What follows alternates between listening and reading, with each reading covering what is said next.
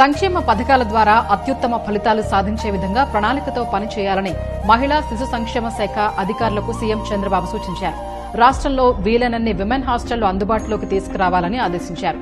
మహిళా శిశు సంక్షేమ శాఖపై సచివాలయంలో సీఎం సమీక్ష నిర్వహించారు. 2014లో ప్రవేశపెట్టిన బాలామృతం, అమృత హస్తం, గోరుముద్ద, గిరి గోరుముద్ద, బాల సంజీవని వంటి పథకాల స్థితిగతులను తెలుసుకున్నారు. గత 5 ఏళ్లలో అంగన్వాడీ కేంద్రాల నిర్మాణంపై దృష్టి పెట్టలేదన్న అధికారులు గత ప్రభుత్వం కొత్తగా 2048 అంగన్వాడీ కేంద్రాలను మంజూరు చేసి కేవలం 18 మాత్రమే పూర్తి చేసిందని తెలిపారు. రాష్ట్రంలో వీలైనన్ని ఉమెన్ హాస్టళ్లు అందుబాటులోకి తీసుకురావాలని అధికారులను సీఎం చంద్రబాబు ఆదేశించారు.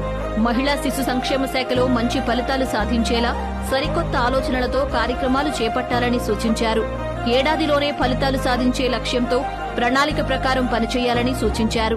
పథకాలు అందించడమే కాదని వాటి ఫలితాలు స్పష్టంగా కనిపించేలా శాఖ పనితీరు ఉండాలన్నారు. ఈ మేరకు మహిళా శిశు సంక్షేమ శాఖలో సమగ్ర ప్రణాళిక, సమూల మార్పులు తీసుకురావాలని ముఖ్యమంత్రి అన్నారు. కేంద్ర పథకాలను సద్వినియోగం చేసుకోవాలని అధికారులను సీఎం చంద్రబాబు ఆదేశించారు.